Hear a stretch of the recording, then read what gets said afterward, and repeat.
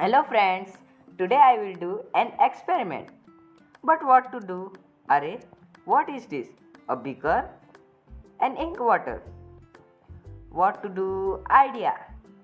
Let's take a glass of water and pour it in the beaker till it fills more than the half of beaker. Now take a tablespoon of salt and stir it well.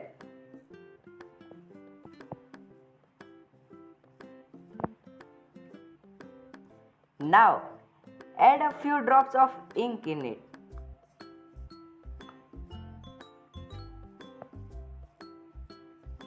Now let's take a packet of Eno.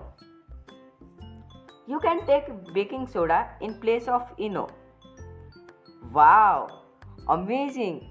Looks like a volcano coming out from the beaker. Haha, just kidding. Do you like my experiment? Do comment in the comment section. Follow for more.